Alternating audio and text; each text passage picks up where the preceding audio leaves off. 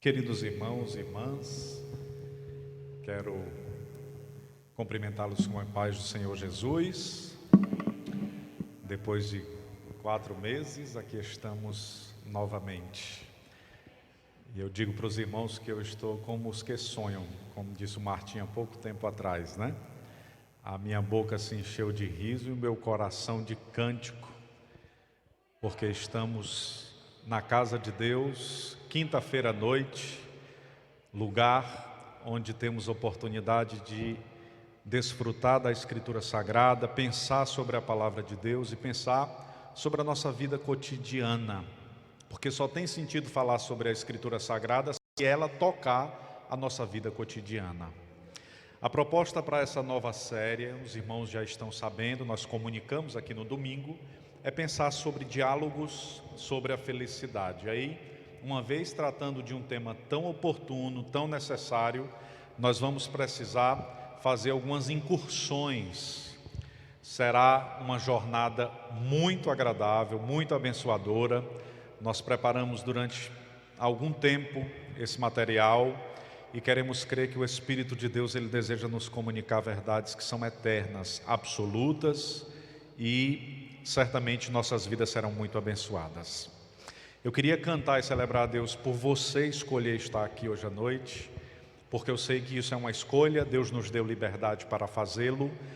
Todos os irmãos que aqui estão passaram um dia na lida. Eu estou vendo ali o meu amigo pastor Bené, e foi um presente lhe ver, viu, pastor Bené? É uma grande alegria, um grande presente lhe ver hoje à noite, e muitos irmãos e irmãs que há algum tempo não temos oportunidade do desfrute de uma boa conversa. Eu quero cantar a Deus porque eu estou vendo vocês e o meu coração já está revigorado por isso. Amém?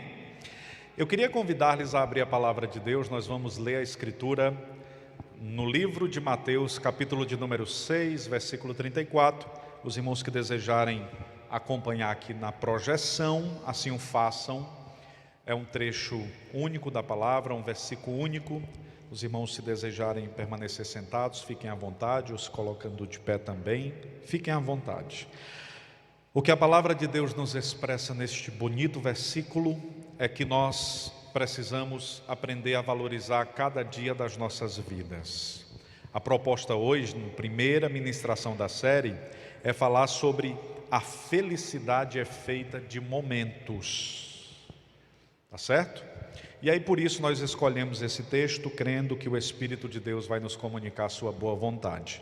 Mateus 6,34, a palavra diz: não vos inquieteis, pois, pelo dia de amanhã, porque o dia de amanhã cuidará de si mesmo, basta a cada dia o seu mal. Oremos ao Pai. Nosso Deus, Pai bendito, eterno, soberano, Tu és único. Mais uma vez aqui estamos diante da Tua noiva, Tua igreja. Uma vez lida a Tua palavra, ela já nos alimenta nesta noite. Nós pedimos-te que esta palavra continue restaurando o nosso coração e visitando os recônditos da nossa alma, removendo tudo aquilo que é nosso e incluindo tudo aquilo que é Teu. Nós queremos sair daqui com mais de Ti, Senhor, nesta noite. Abençoe-nos neste culto de doutrina, que o Senhor nos conduza a viver a Tua vontade, porque assim nós teremos paz e alegria diária, em nome de Jesus. Podeis sentar, meus irmãos e irmãs. Alguns outros irmãos estarão vendo a gravação, nós estamos preparando a gravação para disponibilizar no nosso canal, e quando os irmãos estiverem assistindo, que sejam muito abençoados e abençoadas também. O Senhor Jesus está nos aconselhando aqui neste versículo que nós precisamos ter a consciência de que há uma promessa embutida nesse versículo, e a promessa de Jesus é que nós teremos dias maus. Observe que Jesus não está prometendo felicidade perene, plena. Jesus está prometendo que haverá dias e dias, mas não haverá dias em que não enfrentaremos males. Todos os dias da vida trarão desafios, todos os dias da vida trarão dificuldades, E aí é interessante a gente pensar nisso, porque se Jesus está deixando claro neste versículo que todos os dias da vida trará algum mal, porque ele diz, olha, cuide do dia de hoje.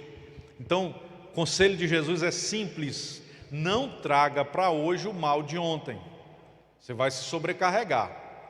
E não antecipe o mal de amanhã, enfrente apenas o mal de hoje, já é suficiente para o seu dia. Agora, da mesma forma que cada dia traz consigo o seu mal, é bem verdade que cada dia traz consigo o bem. Amém? Cada dia traz consigo aquilo que é agradável, aquilo que é gracioso, aquilo que é bondoso. E aí eu queria começar conversando com vocês a partir de 3 perspectivas.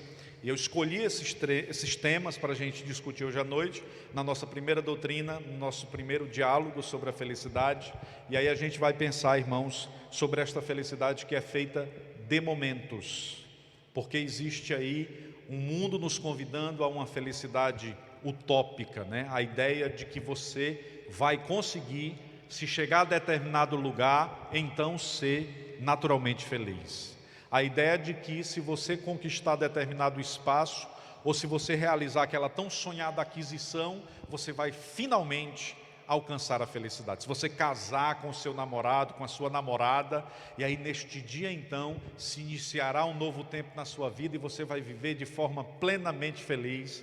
Irmãos, isso é utópico, isso não é bíblico, isso não existe, né?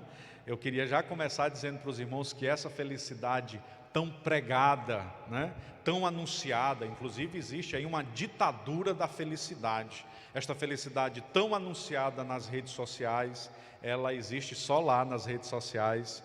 Na vida real, ela não existe. Você sabe aonde é que ela existe? Lá, no céu, na presença do Pai. Nós ainda não chegamos lá. É por isso que, se a gente está vivendo dias maus, a gente tem que visitar a presença de Deus e receber a bênção do céu, porque lá, e de lá, e somente de lá, advém a bondade. Portanto, caminhemos nessa hora, e aí a gente vai dialogar hoje sobre a felicidade episódica, a felicidade momentânea, a felicidade que nasce de pequenos momentos da vida. Em segundo lugar, nós vamos refletir sobre a ditadura da beleza. E em terceiro lugar, nós vamos falar sobre a cultura da eficiência. Nós vamos tentar buscar construir aqui uma reflexão. Os irmãos que desejarem anotar, sim, o façam, mas se não quiserem anotar, a posteriori a gente passa o material para você, a gente pode encaminhar esse material e você vai ter em mãos aquilo que a gente está apresentando, tá bom? A começar sobre a felicidade episódica, a felicidade momentânea, eu queria desafiar vocês a este pensamento. Se você for esperar não ter problemas para ser feliz, vai passar o resto da vida esperando. Ter problemas faz parte do existir. Não dá para existir sem problema. Irmão, tem alguém aqui que nunca enfrentou o problema? Não tem, porque todos são seres humanos. Amém? Pastor, e se o senhor considerar a Trindade? Até a Trindade já enfrentou o problema. Amém, irmãos? Ela nunca foi o problema, mas resolveu uma porção deles, né? Os nossos, então, não existe a possibilidade de você transitar nesta vida e se encaminhar na existência sem enfrentar problemas, dias maus, dias difíceis. Isso faz parte do existir. E aí é preciso que nós tenhamos esta compreensão. Às vezes nós queremos encontrar respostas para todos os nossos dramas, e empreender esforço em busca da resposta não traz solução, porque nós não precisamos ter a resposta para tudo o que acontece na vida. Nós precisamos ter a compreensão que existem dramas e problemas que continuarão sem respostas, irmãos, porque nós estamos em um mundo caído, nós estamos em um mundo afetado, nós estamos em um mundo dolorido. E o doer, o sofrer faz parte da existência, sim. Por isso é preciso a gente ter em mente que a felicidade ela é episódica. Ela é feita de pequenos momentos.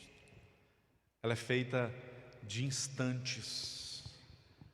Felicidade constante. e perene, aqui não, ainda não, só quando a gente chegar na presença de Deus. Nietzsche diz que o destino dos seres humanos é feito de momentos felizes e não de épocas felizes. Então você tem momentos felizes, dias felizes, semanas felizes, mas épocas não. Cedo ou tarde você se encontra com um drama que te afeta, que te entristece, que te angustia, e aí a gente então começa a se perceber humano no processo, porque o sofrer faz parte da existência. Existir sem sofrer apenas para quem mora em cemitério. Quem está além do cemitério, não dá para viver sem sofrer. Somente no pós-morte, irmãos, é possível existir sem sofrer. Detalhe, existir sem sofrer em Cristo, né? Porque quem mora no cemitério e não escolheu honrar e adorar a Cristo, também vivencia a experiência do sofrimento eterno, do distanciamento de Deus, do distanciamento do divino. Existe um autor que eu gosto muito, Alain de Botton, ele diz o seguinte: haverá sempre um distanciamento entre as nossas expectativas e a realidade. E esse talvez seja o grande problema da humanidade. Nós estamos vivendo dias diferentes, né? Nós estamos vivendo dias em que a tecnologia está de forma extraordinária tomando todos os ambientes e todas as áreas do saber. Soluções são encontradas num piscar de olhos.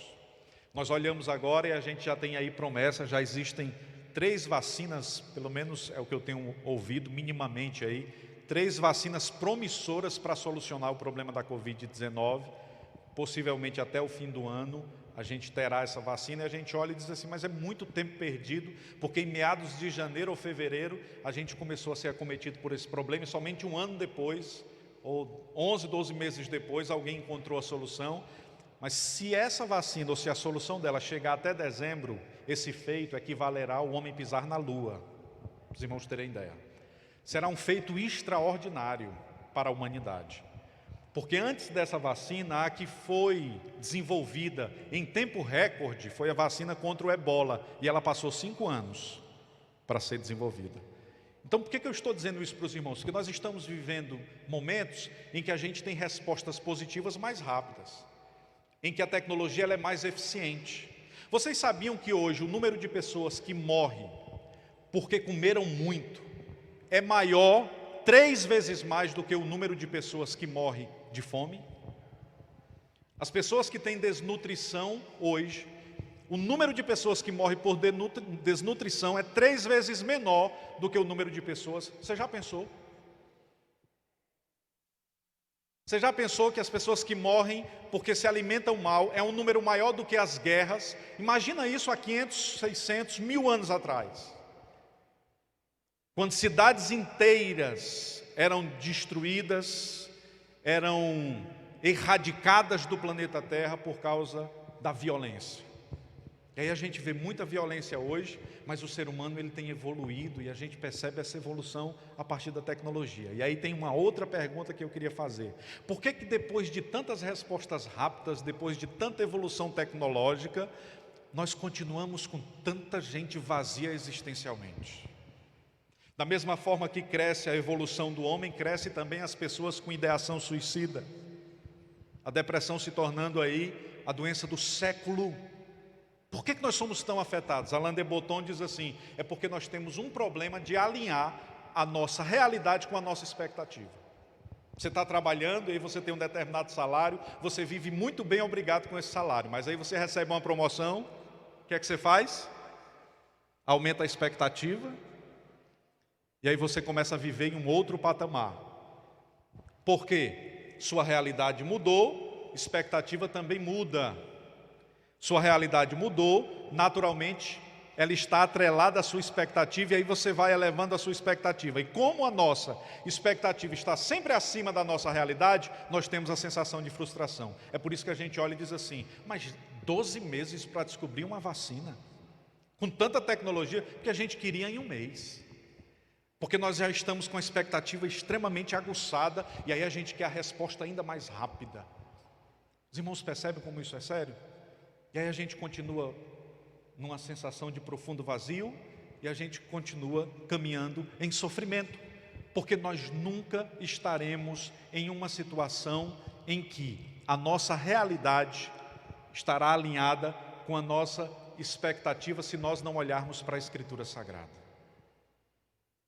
Nós precisamos olhar para a Escritura Sagrada, porque o Cristo de Deus, tendo a realidade eterna, se coloca na expectativa humana, se humaniza, para que nós pudéssemos ter a expectativa do reino dos céus nas nossas vidas. O Cristo de Deus entra na nossa realidade, para que a gente tenha a expectativa da eternidade. Bendito seja o nome de Jesus. Ele entra na nossa realidade, para que agora a gente possa carregar o sonho e a expectativa de um dia abraçá-lo na mesa celeste, nas bodas do Cordeiro Celestial. Importante a gente pensar sobre isso. Estava ouvindo uma entrevista há uns meses atrás, e o entrevistado disse uma fala que corrobora com isso que eu estou pensando aqui com os irmãos. Olha o que o entrevistado disse: a solução para se viver de forma feliz é regular os desejos. Desejar menos. O problema não está no fato de que a gente não tem determinada coisa. O problema está no fato de que nós estamos insatisfeitos com aquilo que nós não temos. Então o problema não está lá fora. O problema está aqui. Primeiro conselho para que eu possa encontrar um caminho de alegria e de felicidade: regule os seus desejos. Deseje menos. Desejando menos, você vai se alegrar com o que já tem. Desejando menos, você vai ter uma alma celebrante cheia de gratidão, e você vai saber que o Senhor já habita na sua vida e o Senhor já te concedeu muitos privilégios. Desejando menos, a gente vai apreciar as coisas que são gratuitas na vida. Tem tanta coisa gratuita que a gente despreza, e a gente precisa, nessa jornada em busca da felicidade, aprender a desejar menos. É a regulação do desejo. É a regulação do desejo. Olha o que Cortella diz. Cortella diz o seguinte: quem fica feliz o tempo todo é porque não está entendendo nada. É verdade. Você vê gente assim que você olha, a pessoa está sempre feliz, sempre extravagante, sempre com um sorriso no rosto. Ou essa pessoa não está entendendo nada, ou ela está em disfarce. É muito cansativo disfarçar sempre. Dá muito trabalho. Estar com um personagem ativo é muito difícil. Não é fácil. Porque você precisa adotar toda uma postura, existe todo um processo de equilíbrio. Eu vi aqui a preparação da EBF, e aí nós tínhamos um cenário aqui, nós tínhamos dois personagens, o tio Ed e a tia Lila. E aí eles começavam a falar, de repente uma frase saía de forma cortada, o tom era diferente, para tudo, volta. Começaram aqui 1h da tarde, terminou 10 da noite. Para quê? Para gravar 1h e 10 minutos. E foi preciso fazer muitos cortes, porque eram duas personagens que aqui estavam. Vocês entendem, irmãos, como isso é sério?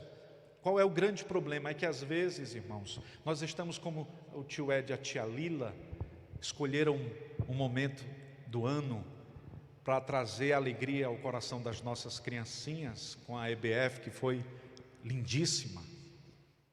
Existem pessoas que vivem o personagem durante o dia todo, e quando reclinam a cabeça à noite, se angustiam, se entristecem muito, porque dá muito trabalho viver dessa forma. E aí é preciso que nós tenhamos em mente nesta noite: o Santo Espírito de Deus nos concedeu a oportunidade de encontrar pessoas na jornada, e encontrando estas pessoas, ser aceitos e admitidos por estas pessoas a despeito das nossas imperfeições. O Espírito de Deus deseja que nós compreendamos que a verdadeira felicidade está no fato de sermos verdadeiros. A verdade, ela é profundamente libertadora. A verdadeira felicidade está no fato da gente ter coragem de dizer: está difícil, eu estou sofrendo, eu não estou bem, meu coração está machucado, aquela foto que eu postei não está refletindo o que minha alma sente. eu não estou bem, ou eu estou muito bem, graças a Deus. Eu estou vivendo um dia mau, ou eu estou vivendo um dia bom, agradável. Então, a gente precisa primeiramente ter a consciência de que a felicidade ela é episódica, ela é momentânea. Essa ideia da felicidade que nós alcançaremos e atingiremos, irmãos, aqui nessa terra é utópica. A gente precisa desconstruir isso, tá? Por que a gente sofre tanto nos relacionamentos? Porque a gente quer aquele casamento que nos faça feliz. E por quê? Porque a gente acabou de assistir um filme e a gente percebeu que havia ali um casal que estava há 20, 30 anos e eles continuavam profunda e totalmente apaixonados uns pelos outros. São personagens. A vida real é diferente. Pastor, o senhor está dizendo que é impossível ser feliz no casamento? O que eu estou dizendo para os irmãos é que é impossível você ter um casamento, um relacionamento paterno-filial, um relacionamento de amizade sem dias maus, sem dias difíceis. O que eu estou dizendo é que nós precisamos admitir os dias maus, porque senão nós não admitiremos ninguém de fato e de direito nas nossas vidas. Você quer ser afetado por alguém, vai conviver com esse alguém. Você quer ver o quanto uma igreja tem problema, começa a trabalhar na igreja. Você quer ver como uma pessoa é santa e maravilhosa, visita ela uma vez por ano. Sim ou não, irmãos? Você quer ver como a igreja é sagrada? Vem para o culto, senta no teu cantinho, assiste o culto, depois volta para casa, e aí, se possível, nem conversa com ninguém lá fora. Você vai passar 10 anos, você vai dizer, eu amo aquela congregação. As pessoas são maravilhosas, todo mundo sorridente, é tão abençoado, as pessoas chegam tão cheirosas, tão bonitas. É um lugar que faz gosto estar presente. Mas quando a gente se aproxima das pessoas, e quando a gente remove aquilo que é personagem, aquilo que é mascaramento das nossas vidas, no diálogo com o outro, e aí nós entramos no campo da vulnerabilidade. É interessante isso. Porque às vezes nós imaginamos que para que a gente seja aceito, é preciso a gente criar, a gente apresentar aquilo que na prática, de fato e de direito, nós não somos. E aí a gente vai retratando uma figura daquilo que nós não somos. E a gente pensa que isso gera relacionamentos sólidos. Conexão só existe na vulnerabilidade. Você nunca se conectará a alguém profundamente até que você saiba quem esta pessoa é de verdade. Os nossos relacionamentos nunca serão plenos de verdade até que nós tenhamos caminhado diante do sofrimento e da dor juntos no processo. Porque é a vulnerabilidade que nos conecta, não é a perfeição. Isso é apenas uma ideia utópica e irreal. E aí eu queria caminhar com vocês para a nossa segunda dimensão de reflexão. Ditadura da beleza. Está vivendo um tempo em que todo mundo é bonito. E aí você tem que ser magro, você tem que ser belo e você tem que ter juventude plena. Sim ou não, irmãos? E aí tem até as estratégias, você tira a foto assim de cima, porque não mostra a papada, né? Esse pastor está sabendo até disso, né? Mas porque o que importa, gente, é como as pessoas vão me ver. O que importa é o que a plateia está vendo. Olha essa frase de Leila Ferreira. Leila Ferreira é extraordinária. Olha a frase dela. Hoje sofremos de obesidade mórbida do espírito. Encontramos pessoas esbeltíssimas carregando uma alma de 150 quilos. Não é verdade, irmãos? Às vezes a pessoa, ela se cuida, ela come semente de chia, você olha para o prato dela, parece um pássaro comendo. Né? A Leila, no livro dela, eu estou lendo um livro dela, ela é muito interessante. Ela diz assim, as pessoas hoje tentam tanto emagrecer que elas entram em depressão. Aí elas ficam tomando um antidepressivo. Aí ela diz assim, eu presumo que as pessoas tomam o antidepressivo não é porque elas querem ficar boa da depressão, porque elas querem matar a fome, porque elas passam muita fome. Então o que importa é como as pessoas estão me percebendo. E para que eu seja acolhido nos olhares daquela pessoa, eu preciso carregar o estigma da beleza. Porque as curtidas é que definirão se eu serei ou não uma pessoa plena, completa, feliz. E aí depois de postar, eu fico angustiado vendo quantas pessoas acessaram aquilo ali, comentaram. E aí tem uma fala que é muito densa, talvez uma das mais densas falas dos últimos meses. Lendo um autor, eu coloquei essa fala aqui, eu acho que daqui a 2 ou 3 slides a gente vai chegar lá. Ele diz assim: a pior coisa que existe é você ser amado por aquilo que você não é. E é verdade, irmãos. Não importa se o que as pessoas estão vendo é apenas um retrato daquilo que nós somos, o que importa é que a gente está sendo amado. A questão é que a gente vai se perdendo no processo e chega um determinado momento da vida que nós estamos tão distantes daquilo que realmente somos, que a gente já se acostumou com as máscaras, já se adaptou às máscaras, elas já fazem parte do nosso ser. É muito comum você ver isso em pregadores, né? Tem pregador que ele conversa com você, ele tem um diálogo leve, agradável, ele conversa sobre os filhos cheio de candura, é uma bênção. E aí você oportuniza ele para ele pregar, quando ele pega no microfone ele se robotiza, ele muda a voz, ele tem um impostar da voz, ele muda o jeito de se comunicar, ele fala com autoridade visível. Isso é tudo menos bíblico, isso é tudo menos lógico. Porque a gente não precisa copiar ninguém, a gente não precisa seguir modelo ou padrão algum. Nós precisamos copiar a pessoa bendita do Cristo de Deus, e Ele nos fez único, irrepetíveis. Nós precisamos compreender que as nossas imperfeições fazem parte daquilo que nós somos hoje. Nós somos a revista corrigida e atualizada versão de todas as nossas escolhas boas e más feitas na vida.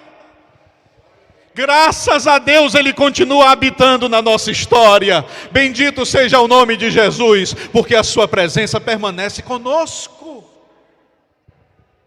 E a gente quer tanta aprovação. E quando eu estou falando, irmãos, nessa perspectiva, é óbvio que existem um exército de irmãos e irmãs que a questão que sequer se importam com isso.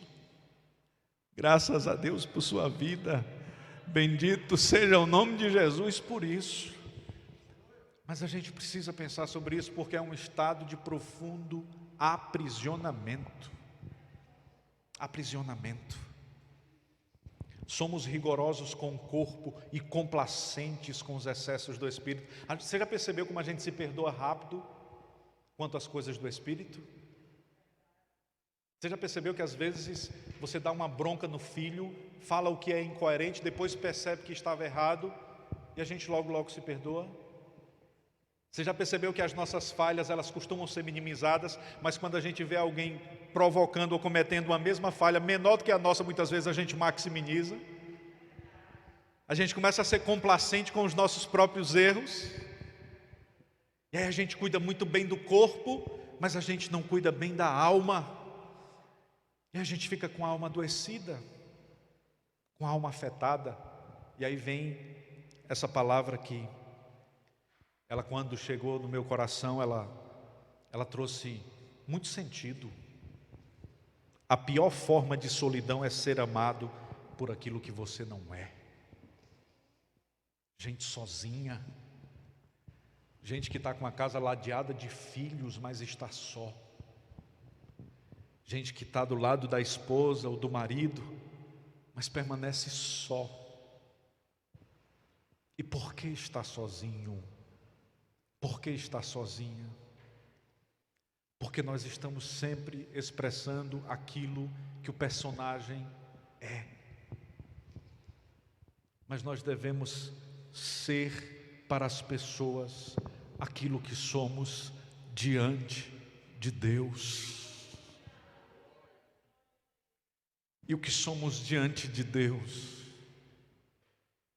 são seres lançados de forma desnuda, porque não há nada capaz de encobrir o olhar eterno e soberano do nosso Deus. É o que somos. Por que é tão difícil orar? Por que o exercício da oração é a disciplina mais difícil da vida cristã? Você pode perguntar para os irmãos que têm vasta experiência no campo da oração, da devoção, das disciplinas espirituais, qual delas é a mais trabalhosa? É a oração. Porque nós estamos tão conectados com o personagem que a gente não consegue mais ser a gente. E diante de Deus não há espaços para personagens. Porque Ele pesa as nossas palavras, e se elas não forem sinceras, Ele pondera o nosso coração. Se Ele não for sincero, Ele prescruta as nossas intenções. Não há nenhum movimento que Ele não perceba. E aí eu tenho que voltar à presença de Deus. Pastor, a gente tem que voltar à presença de Deus para que a gente possa receber resposta. Não, irmão. A gente tem que voltar à presença de Deus, porque ali a gente é o que é. E a gente precisa se encontrar com o que somos, porque senão a gente se perde no processo. E a jornada fica complicada demais. Quantos e quantos são os maridos que eu já ouvi dizer: pastor, eu não reconheço a minha esposa. No conselho pastoral eu já ouvi diversas vezes a esposa dizer: eu não sei quem é o meu marido. Eu já ouvi de um filho: por que o meu pai é tão severo comigo e é tão gentil com as outras pessoas? É danoso. Que essa criança me disse isso aqui, e 10 minutos depois o pai abriu a porta e disse: filhão, vamos para casa. E aí eu disse: vai, filhão, para casa com o paizão. A gente é complacente, irmãos, às vezes. A gente não percebe que nós estamos lançando sobre o coração dos nossos filhos o pior e o mais letal de todos os ensinos. Um exemplo distópico, contrário. Aquilo que a gente é na frente das pessoas é agradável, é delicado, é gentil, é bem educado, mas aquilo que somos na intimidade da casa não condiz com aquilo que nós somos em público.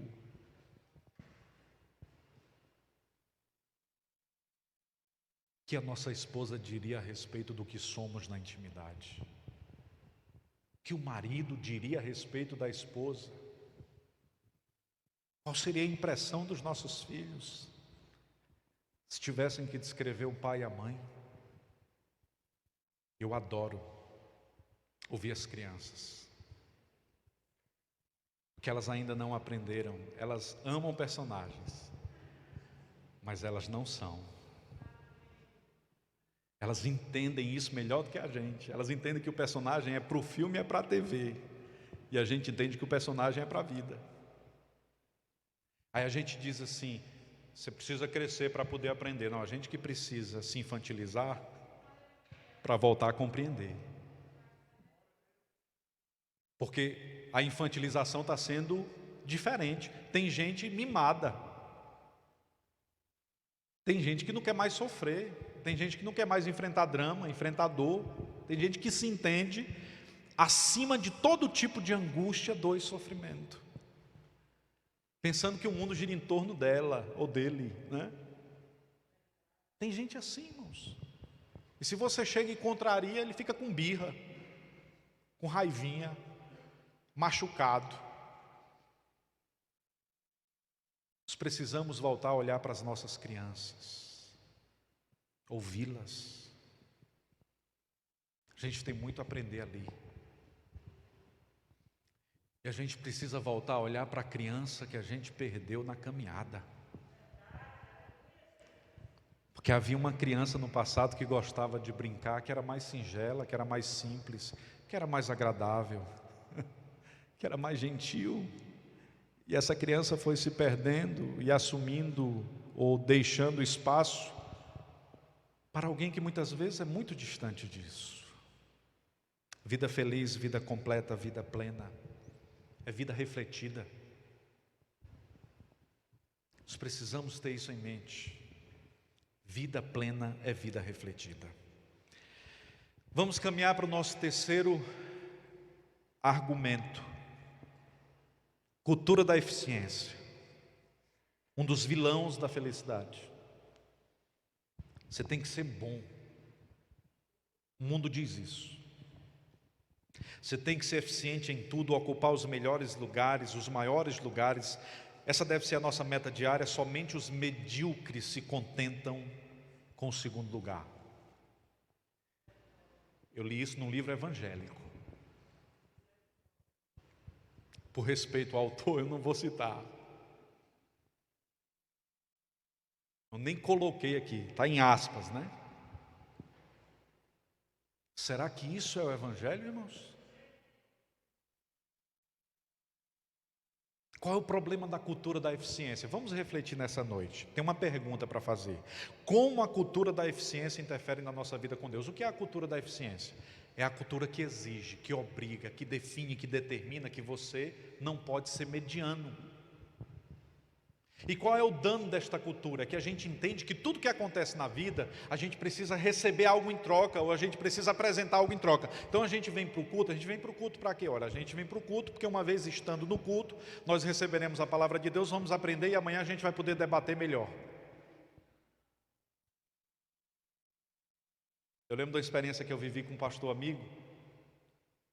Ele disse assim, gente, vamos caminhar por 30 minutos.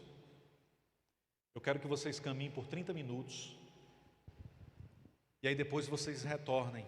Era uma equipe que estava no processo de mentoria. Aí ele disse assim, em nome de Jesus, quando vocês voltarem, eu não quero ouvir nenhuma revelação. Eu não quero ouvir nenhuma visão. Eu não quero saber que vocês tiveram assim uma experiência transcendente, uma epifania. Eu só quero que vocês caminhem.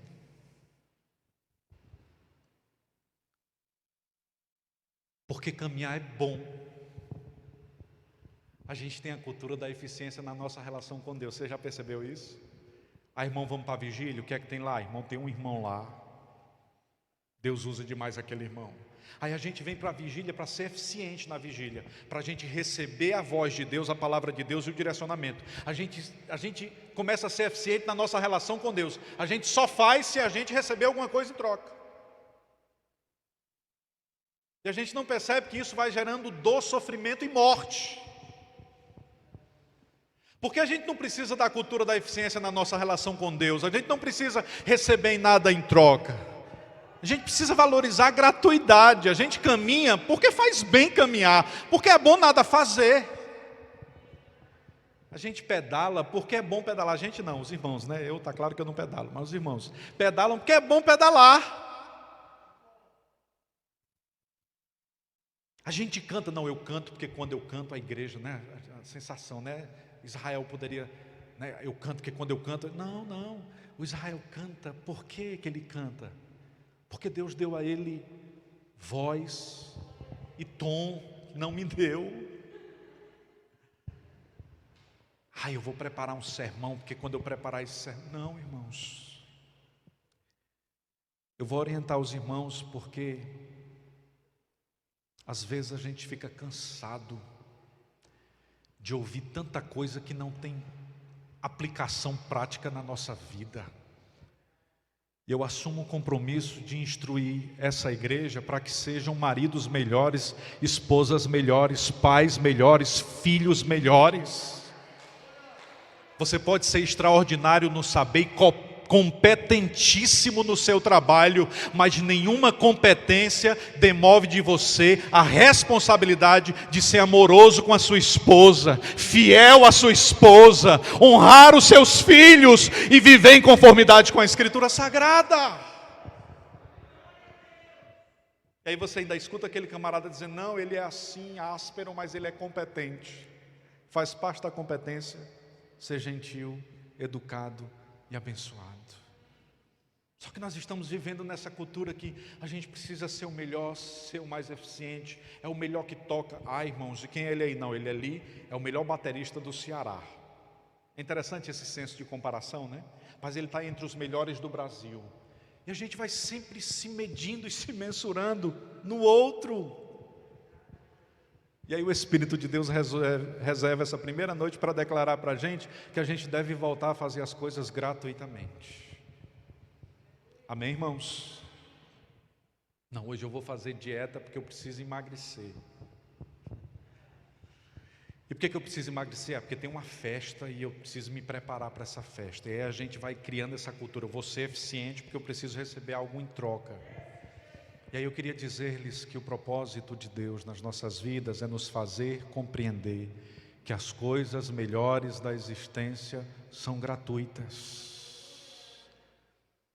É gratuito. Pastor, a gente ora para quê? Não é para ouvir a voz de Deus? Não, a gente ora para estar lá na presença dEle, e é o lugar melhor para se estar, acolhidos em seu amor, amparados em sua misericórdia, restaurados em seu poder. É para isso que a gente ora, para isso que a gente está lá. E aí o permanecer naquele espaço é o estar conectado consigo mesmo. Por isso, nesse terceiro conselho da cultura da eficiência, eu quero convidar-lhes a não viver em função do outro. Porque quem vive em função do outro, da aprovação alheia, não vive, representa. Tem tanta gente em busca de aplausos. Nós somos aprovados por Deus não por causa de nossas qualificações. Nós somos aprovados por Deus por causa das qualificações de Cristo. Nós não somos escolhidos e predestinados por Deus por causa da nossa capacidade ou escolha soberana de Deus. Foi por causa do sacrifício vicário de Cristo na cruz do Calvário. Bendito seja o nome de Jesus. Para que ter aprovação de multidões, se o céu já me incluiu no espaço de acolhida e de perdão, e já me concedeu o privilégio de sentar à mesa? Glória sejam dadas ao nome de Jesus. Celebremos a presença de Deus nesta noite. Celebremos a vida e a graça de Deus nesta noite. Porque quem se entende aprovado por Deus não precisa de aplausos. Esse não é o combustível que enche o nosso coração. A gente precisa recarregar as baterias. Sim ou não, irmão? Precisa. Tem que recarregar. Você tem que ter algo na vida que te traga profundo prazer. Às vezes o silêncio, às vezes o nada fazer, às vezes um bom livro, às vezes o exercitar-se. A gente tem que incluir essas coisas na vida. Às vezes o estar a sós com Deus. Tem gente que é tão cheio de Deus que o que a pessoa mais gosta de fazer, ela já aprendeu a amar esse lugar. O que ela mais gosta de fazer, irmão, qual é a coisa que você mais gosta? Está ali, falando com Jesus, na presença dEle. Entre as louças lavadas e as roupas engomadas, o nome de Cristo é glorificado. A vida de Deus se estabelece. E em meio ao caos, é essa felicidade que eu desejo propor nessa primeira noite. Não é a felicidade que nos isenta da dor, é a felicidade que nos mantém leves diante da dor. É a felicidade que nos mantém gentis, educados diante da dor e do sofrimento. Nós continuaremos à semelhança do Cristo de Deus. Você lembra quando a dor atroz estava afetando o Cristo? Ele diz: Pai, ô Pai. Irmãos, como alguém pode recitar tais palavras em meio à dor E como alguém pode direcionar essas palavras aos seus algozes? Pai, perdoe eles, Pai. Eles não sabem o que estão fazendo. Jesus não estava no melhor dos seus dias. Era um dia muito difícil, era o dia da sua morte. Mas aquilo não roubou e não furtou dele a liberdade de ser maior do que as pessoas que estavam à sua volta. Um dia eu saí de casa e eu lembro que eu acordei e fui para o escritório para ter um momento de devocional cedinho, antes de sair para o trabalho. E aí chegou aquela pessoa assim, desse tamanhozinho, meio que dormindo, entre dormindo e acordado.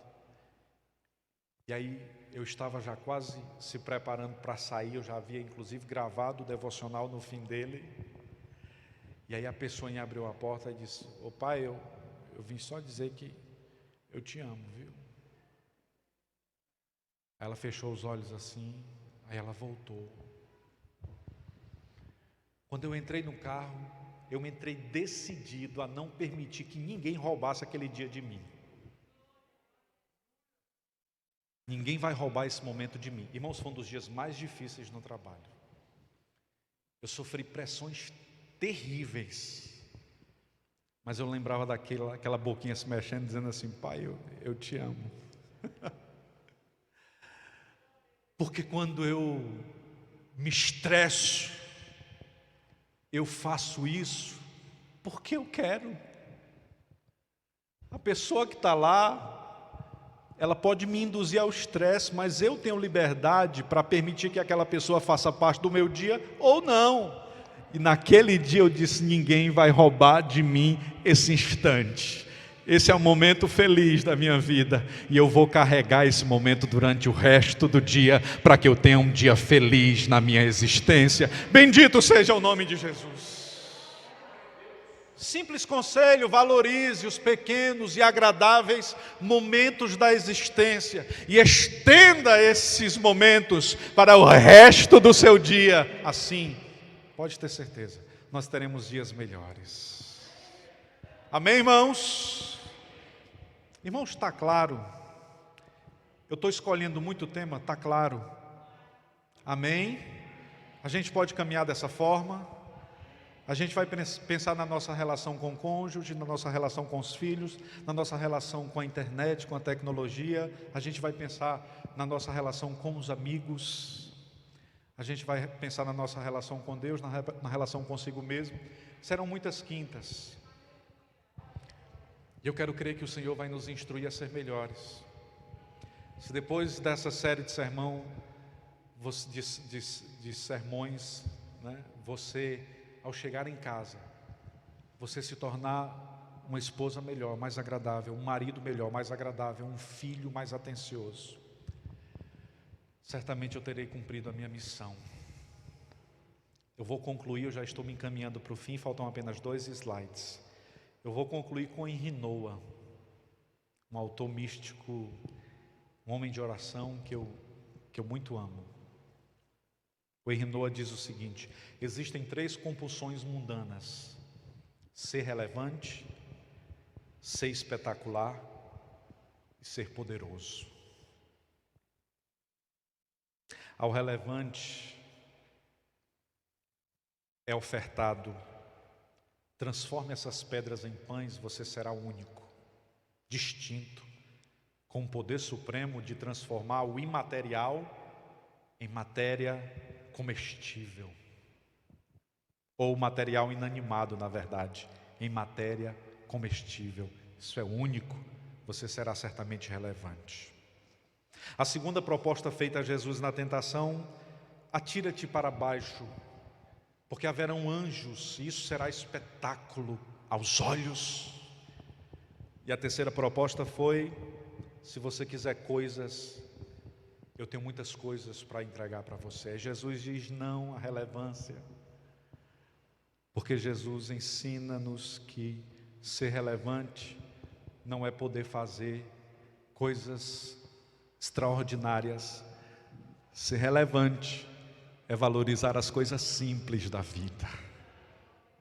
Jesus diz não ao espetáculo, porque Ele não deseja ser conhecido por alguém que tem o poder para fazer, mas por alguém que, tendo todo o poder, escolheu nos instruir a fazer em nome dEle. Bendito seja o nome de Jesus.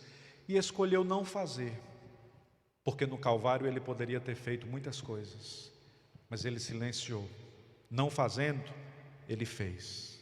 Não fazendo, Ele cumpriu a mais extraordinária missão de todas. E em terceiro e último lugar, esse ser poderoso, o ser que possui todos os reinos, Jesus vai nos ensinar que se você possui muitas coisas, mas se você não é capaz de possuir a si mesmo, se você não tem competência para conhecer a si mesmo, você não vai chegar muito longe. Por isso o autoconhecimento é tão necessário. Que o Senhor nos ajude nesses dias a se conhecer a si mesmo. Porque a gente vai chegar diante de Deus desmascarados. A gente não vai perder muito tempo até que as máscaras sejam removidas. A gente já entra lá entregue. A presença de Deus fica estabelecida e a vida de Deus nasce no nosso coração. E aí 3 conselhos apontando para essas 3 realidades e 3 perspectivas, 3 conselhos que resumem o que a gente conversou. Primeiro, se a vida é feita de momentos felizes, vamos procurar ser feliz várias vezes ao dia. Amém? Conselho prático, né? Então, quando alguém disser assim, você é feliz? Você vai olhar e dizer, sou, várias vezes ao dia. Ou então você diz, sim, agora não, porque você perguntou de novo, né? Mas você vai dizer, sou, várias vezes ao dia, porque a felicidade ela é homeopática. Ela vem em pequenas doses, mas ela vem, amém, irmãos? E aí, se você pegar a primeira ação de felicidade da filha dizendo, eu te amo, você pode carregar isso para o dia todo. Jesus disse assim, gente, cuida só do mal de hoje. Não traz o mal de ontem para hoje, nem leva o mal de amanhã, ou traz o mal de amanhã para hoje. Resolve só o mal de agora. E aí Jesus está implicitamente nos ensinando que existe o bem. Então que a gente possa carregar a bondade. A bondade. Segundo conselho, importe-se com as pessoas que amam você, independente daquilo que você é de verdade. A despeito daquilo que nós somos, tem gente que nos ama. Graças a Deus. Pastor, eu só consigo me lembrar de 2 pessoas. Graças a Deus. Tem gente que tem dificuldade para lembrar de uma. Acredite. Amigos do coração não são fáceis. Mas existem pessoas que você pode conversar sem filtros, sem personalização, e você ser aceito a despeito daquilo que você é de verdade. Pastor, me apresente essa pessoa em nome de Jesus. Eu apresento o nome dele é Espírito Santo, bendito Deus. Ele conhece você, e se porventura você ainda não encontrou este amigo, ele está presente entre nós nesta noite, e ele vai compreender a sua dor e carregar todo o fardo pesado que você carrega, e diante dele, você será você mesmo. Eu serei eu mesmo. E o último conselho é, você não tem a obrigação de ser o melhor de todos. Só não seja pior do que ontem. Né? Porque se você for pior do que ontem, aí complica a vida. Então, hoje nós temos o direito de escolher livremente o que seremos. Então, que nós sejamos no mínimo melhor do que a gente foi ontem. Amém, irmãos? Eu quero crer que depois das 10 ou 15 quintas-feiras a gente consiga ser melhor do que hoje, né? Essa é a proposta, que a gente consiga ser melhor. Irmãos, faz sentido o que a gente está conversando aqui? Faz sentido? Amém? Eu espero que sim. Eu quero crer que o nosso Deus deseja nos trazer instruções importantes para a vida. Porque aprender teologia para discutir é perca de tempo. A Bíblia não foi feita para ser discutida. A Bíblia foi feita para ser vivida. E que nós possamos, vivendo a Escritura Sagrada, ter momentos felizes na vida, e a reunião de muitos momentos felizes nos dará uma vida alegre, uma vida feliz. Amém? Deus abençoe-nos. Eu quero convidar-los a se colocar de pé e vamos concluir este culto com uma oração. Estamos concluindo um pouquinho mais cedo nas quintas-feiras assim será. A gente vai ter uma ministração de aproximadamente 40 minutos. Vamos sempre terminar um pouquinho mais cedo. Próximo domingo, os irmãos podem trazer o carnê missionário, os cofrinhos, tá? Para abençoar a obra missionária. Os irmãos não esqueçam. Queria lembrar-lhes que nós continuamos com o nosso projeto Expedique em Ação, recolhendo donativos para abençoar as famílias que estão no enfrentamento da Covid, enfrentando o problema do desemprego. Nós formamos mais de 200 cestas básicas e queremos continuar fazendo isso. Então os irmãos contribuam com este lindo projeto e abençoador projeto. A vida de Deus e a bênção de Deus repouse sobre a nossa casa e que a felicidade possa encontrar espaço de acolhida em diversos momentos do vosso dia. Pai bendito e amado, nós estamos felizes, este é um momento feliz, Pai, porque nós estamos diante da Tua noiva, voltamos a ministrar a palavra, o meu coração está cheio de paz. Os Teus filhos estão aqui, ó Pai, alimentados por esta vida e por esta palavra proveniente de Ti, porque a Tua palavra nos orienta. Rogamos-Te, ó Pai, por esta comunidade. Pedimos-Te, ó Deus, por todos os relacionamentos que tocam estas pessoas que estão aqui. Que possam ser relacionamentos felizes e que nós possamos, saindo deste templo, inspirar as pessoas a viver de forma leve.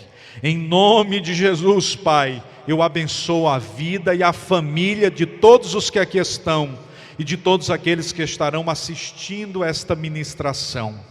Em nome do Cristo, rogamos-Te e em nome do Cristo e celebração Te agradecemos. A graça de nosso Senhor e Salvador Jesus Cristo, o grande amor de Deus, o nosso Pai e Senhor, a comunhão e as doces consolações do Santo Espírito de Deus, repouse sobre todos nós. Quem tem fé, diga amém. Deus abençoe os meus irmãos e irmãs sempre.